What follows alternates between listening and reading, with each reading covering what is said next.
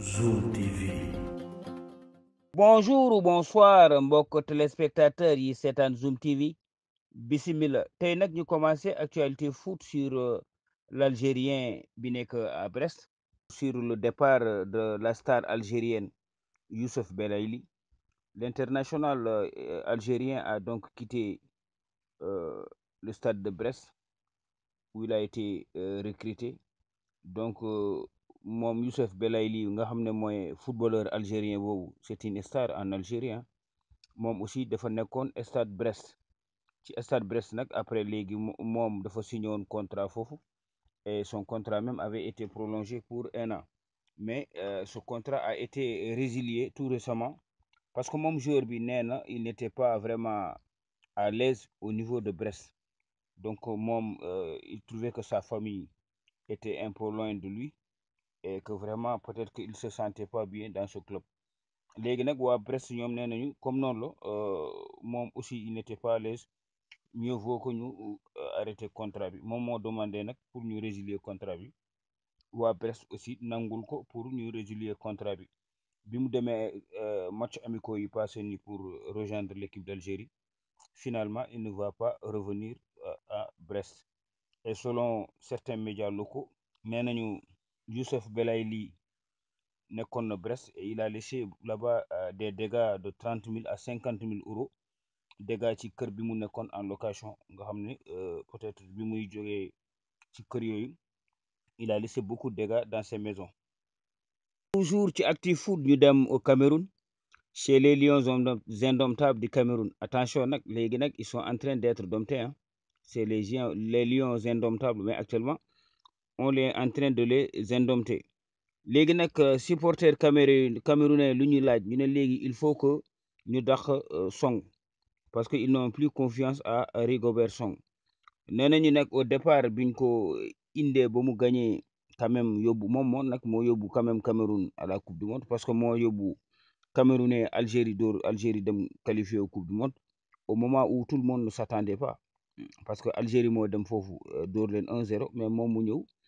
aussi def revanche qualifié leen mais nag léegi nag enthousiasme boobu nga xam ne camerounais ñu ngi ko amoon ci Song léegi c'est mun nañu wax ne c'est peine perdue ndaxte léegi beaucoup de gens au Cameroun n'ont plus espoir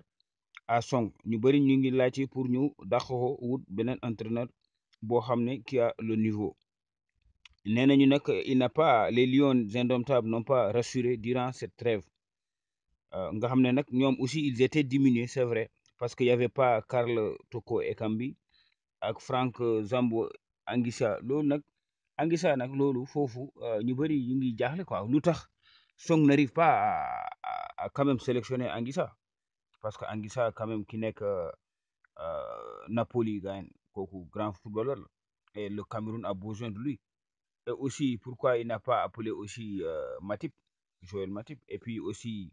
le coéquipier de Sadio Mané au Bayern donc tout ça les gens se demandent pourquoi Song n'a pas vraiment eu à bâtir une grande équipe moo tax nag ñu bëri nee nañu il faut que mu dem parce que soo xoolee bilan am il a juste eu deux victoires sur 3 défaites en 5 matchs donc sa cote de popularité diminue auprès des supporters qui demandent déjà sa démission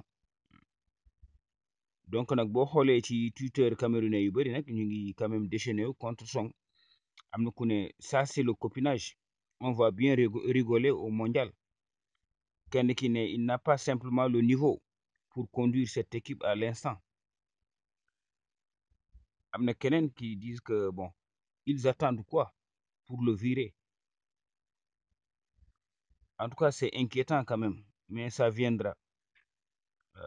vraiment je le dis ici qu'il excuse avec ce Nkoulou Mandiack et Tawamba en tout cas les Camerounais ne sont pas du tout contents ci coaching bi Song bi donc Song nee nañu vraiment ça reste quoi que il n'a pas le niveau pour entraîner une équipe nationale peut-être c'est son ami qui l'a aidé mooy Samuel Eto'o mais il ne fait pas l'affaire des Camerounais. pour ci Actu-Foot balaa ñuy jeexal toujours Actu-Foot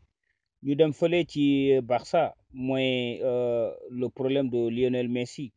xam nga fan yëpp temps yi ñu ngi coow que Lionel Messi après fin de son contrat avec le Paris Saint-Germain il risque de retourner au Barça. Léegi nag am na journaliste yu ne loolu mun na nekk, mais aussi dina jafe aussi quand même, parce que moom Lionel Messi il va finir son contrat avec le Paris Saint-Germain. bu pa peut-être que foofu bu jeexalee son contrat avec Paris Saint-Germain, il sera libre. Donc boobaa Barcelone mun na ko yóbbu gratuitement parce que il est en fin de contrat, donc mun na dem libre. Comme aussi moom ni mu ñëwee woon au Paris Saint-Germain, c'est-à-dire que il était libre avec le Barça. Mais nañu nee nañu il y a deux choses nag yoo xam ne mun na loolu aussi mun na ko empêcher de lu soit au Barça, c'est que ses relations avec Laporta ne semblent pas être vraiment très bonnes, surtout moom Messi du mun a fàtte mukk, parce que bi muy jógee foofu que gis na aussi Laporta daf ko xaw a lâché, ba pare defuloon benn effort pour retenir ko, surtout sur le plan financier,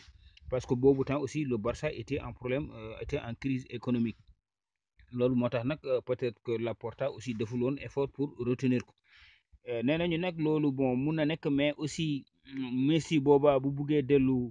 au niveau du Barça, il faut que mu wàññi son salaire, parce que jusqu'à présent n'oublions pas que Messi fait partie des joueurs les plus chers au monde.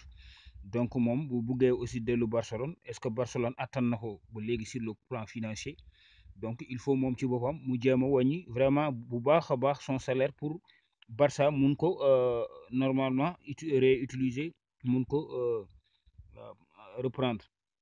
Donc loolu nag loolu mooy interrogation bi, c'est-à-dire que ses relations avec, est-ce que Laporta ak moom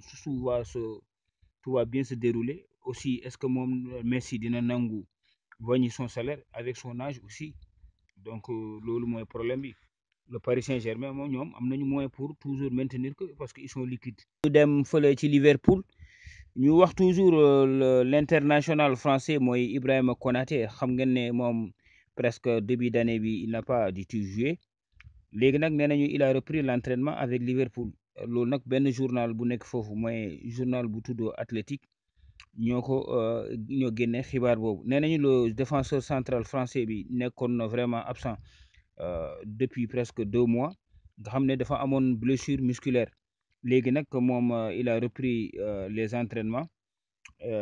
mais depuis cette année gis nañu ko il n'a pas encore joué un match officiel pour Liverpool. Nee nañu non joueur boobu bu 23 ans boobu nekk français mu ngi ci programme de rééducation musculaire. Peut-être qu'il va jouer, peut-être qu'il ne va pas jouer aussi pour Liverpool le samedi prochain, parce que Liverpool samedi prochain dafa war a daje ak Brighton. Nee nañu nag léegi surtout nga xam ne Liverpool am na Van Dijk, am Joel Matip ak Gomez, donc ñooñu yëpp aussi ñu ngi nekk ci forme. Gisuñu daal pression boo xam ne dina tax Ibrahima Konaté football, que Ibrahima Konaté mun na jël tout son temps, le temps que mu gën a wér pour ñëwaat ci compétition bi. Toujours ci Actu Foot ñu wax toujours dans le championnat européen. Léegi nag ñu dem aussi en Italie pour wax la situation de Lukaku. Xam nga Lukaku aussi c'était un joueur, un bon avant-centre, mais malheureusement qui est blessé, qui est absent depuis plus d'un mois d'une blessure musculaire. Moom Lukaku nag dafa am problème cuisse gauche. Moo tax journaliste yi nekk foofu en Italie nee nañu peut-être que il ne sera pas de la partie contre Roma, parce que dafa war a jouer normalement, dañoo war a jouer normalement contre Roma le samedi prochain. Et puis aussi loolu en même temps championnat européen ñu ngi commencer reprendre, nga xam ne aussi la Ligue des champions aussi léegi mu reprendre. Léegi nag nee nañu non seulement Lukaku peut-être du football contre Roma le samedi, mais aussi contre Barça, nga xam ne Barça war na football contre Barça, nga xam ne ñoom war nañu football contre Barça en Ligue des champions. Te match boobu dafa nekk match boo xam ne match bu décisif la pour ñaari équipe yi, parce que ñoom instant bi ñoom ñoo tolloo ay points, et ku ci nekk war nga am billet pour mun a qualifier wu 8e de finale. nee nañu nag loolu vraiment moom Lukaku soo moytul, surtout Inzaghi nga xam ne mooy seen coach, su moytul waa Inter du mun a vraiment utiliser Lukaku match boobu contre le Barça. Parce que Barça instant bi nga xam ne Bayern gagné na ko, Bayern aussi gagné na waa Inter ñoom seen bopp. Léegi nag ñoom ñaar ñoo war a xëccoo pour am le deuxième ticket. Léegi nag foofu mooy problème bi. Espérons seulement que Lukaku aussi dina gaaw a wér pour mun a jëlaat sa forme ñëwaat ci terrain bi. toujours ci ActuFoot ñu dem toujours fële ci championnat espagnol pour aussi wax ne le Real de Madrid prépare des offres pour 2 joueurs de Manchester City ñoom waa Real nag ñu ngi bëgg a jëndaat encore ñaari joueurs yu war a jóge City nee nañu saison bi 2023 2022 2023 mu ngi soog a commencé mais Real instant bi ñoom aussi ñu ngi gëstu ci marché bi di xool yan yeneen signature yan joueurs yooyu la ñu war a signer pour ñu ñëw renforcer seen équipe ci benn journal espagnol bu tudd AS nee nañu en tout cas Real de Madrid instant bi soxla na ñaari joueurs yu nekk ci Manchester City mooy Haaland ak Joao Cancelo nga xam ne ñooñu vraiment waa Real dañ leen soxla pour indi leen ci club bi renforcer Real de Madrid nee nañu nag lu tax waa Real bugg a renforcer noonu surtout que attaquant norvégien boobu mooy Haaland attaquant norvégien de 22 ans nga xam ne moom waa Real yàgg nañ ko teg bët yàgg nañ ko bëgg a jënd léegi dem na Manchester City mais toujours waa Real aussi ñu ngi négocier pour mu jógee Manchester City ñëw en 2024 ñëw ci Real de Madrid nee nañu nag loolu nag du yomb parce que dafa laaj xaalis bu bëri parce que moom Haaland instant bi clause libératoire bi mu def ak Manchester City et de 180 millions d'euros loolu nag aussi ñoom dañ soxla Haaland parce que Benzema actuellement mooy seen numéro 9 te Benzema il aura 36 ans presque en 2024 donc nag loolu ñoom aussi il faut ñu wut pexe am beneen attaquant boo xam ne dina mun a seconder Benzema wala Benzema bu fa jóge aussi nga xam ne ils auront un buteur un avançant de métier boo xam ne mun a def lu Benzema doon def aussi liñ ci yokk rek mooy xam ngeen ne le Real de Madrid signé woon na ñaari joueurs mooy Rudiger jóge woon Chelsea ak Tchouaméni nga xam ne moom aussi dañ ko jële woon Monaco donc actuellement mun nañ ne Real de Madrid ñoom ñooy premier de la Liga et premier groupe de leur groupe de la Ligue des Champions donc dañ naan Real de Madrid rek gàcce ngalaama quoi. ñëw ci suñu information ActuFoot ci match bi amoon entre le Brésil ak la Tunisie match boobu nag nga xam ne c'est l'équipe brésilienne moo gagné woon match bi par 5-1 mais match boobu au-delà du match am na aussi yeneen débordement yu fa amoon surtout aussi yeneen gestes yoo xam ne wane na aussi le côté racisme bi am aujourd'hui dans le football européen match boobu nag nga xam ne joueur bu tudd Rodrigo nga xam ne kooku moo jëloon moo defoon un doublé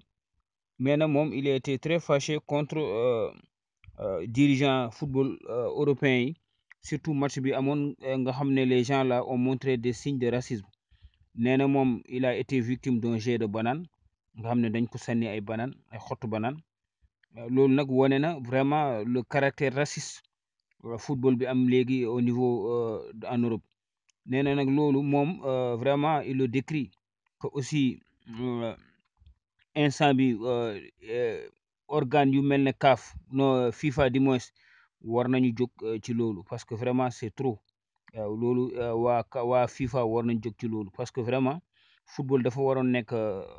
activité boo xam ne dafa war a dajale nit ñi mais pas aussi di leen séparer nee na loolu rafetul quoi moom il a été victime vraiment de jet de banane ak aussi des chansons racistes même nag loolu moom mu ngi koy dénoncer que aussi même son président de fédération mooy le président de la fédération brésilienne de football aussi moom dafa ñaawlu loolu ba pare aussi nee nañu même avant le match l'hymne du Brésil a été copieusement sifflé nee na loolu nag waa FIFA war nañ ci jóg. ni ñëw nag wax ci Eden Hazard mooy joueur boo xam ne joueur belge la nekk aussi au Real de Madrid waaw ci journaux yu bëri nag nee nañu moom surtout transfert market ñoom nee nañu vraiment c'est un joueur boo xam ne actuellement mu ngi presque valeur njëgam dafa wàcc carrément wàcc ba inquiété nit ñi sax actuellement sa valeur marchande dafa wàcc carrément complètement te loolu c'est vraiment impressionnant quoi ndaxte moom ci boppam temps bi mu nekkee Chelsea temps bi mu nekkee Lille dem Chelsea c'était un joueur boo xam ne presque qui faisait partie des meilleurs au monde moom lañ doon coow di wax hasard et tout le monde bëggoon ko jënd mais nee nañu nag valeur moom depuis bi mu jógee Real de Madrid ñëw vraiment bi mu jógee Chelsea ñëw au Real de Madrid ça a été vraiment catastrophique waaw nee nañu surtout selon Transfer Market nee nañu la valeur marchande du Belge ne fait que dégringoler sur le marché et c'est une véritable chute libre pour l'ancien Lillois les chiffres sont juste incroyables loolu nag surtout nga xam ne moom bi mu nekkee Chelsea ñu ne il était au sommet de son art à Chelsea il est aussi mënoon na nekk un potentiel ballon d'or à l'époque nga xam ne l'international belge mu ngi doon impressionner monde bi par ses qualités mu nekkoon grand passeur bon passeur mu nekkoon aussi un grand buteur et moom nag moo def boppam parce que il n'avait jamais nee nañu moom il n'avait jamais quand même caché ses envies d'aller au Real de Madrid mais malheureusement su xamoon bu ñëwee ma Real de Madrid ça va aller se passer comme ça il n'allait jamais mettre ses pieds au Real de Madrid ndaxte son transfert a été vraiment un fiasco. Sa valeur marchande ne fait que chuter depuis son arrivée dans la capitale espagnole nee nañu moom bi mu ñëwee dafa débarquer pour 100 millions d'euros en 2019 au Real de Madrid en provenance de Chelsea nee nañ nag moom Hazard il valait 150 millions d'euros à l'époque njëgam à l'époque mu ngi jar 150 millions d'euros selon Transfer Market mais nee nañu chute bi mu am moom c'est spectaculaire parce qu'il a perdu 92% de sa valeur marchande de 150 millions d'euros à 28 ans en 2019 il est passé à 100 millions d'euros en 2020 à 29 ans nee nañu ensuite 50 millions en 2021 après mu wàcc encore ba 50 millions en 2021 à 29 ans après ñëw ci 25 millions d'euros encore le 10 octobre 2021 à 30 ans et pour finir à 12 millions d'euros en juin 2022 à 31 ans donc c'est terrible football amul sentiment football tubaab yi dañuy def ci yow xaalis fekk non seulement tu es jeune parce que l'âge ça compte mais aussi quand tu es performant nañu ni léegi ñi nga xam ne Real de Madrid les joueurs les moins chers ci catégorie boobu lañ koy mën a moom classé donc le football n'a pas de sentiment waaw fi nga nekkee jeune il faut pouvoir en profiter. Zoom TV.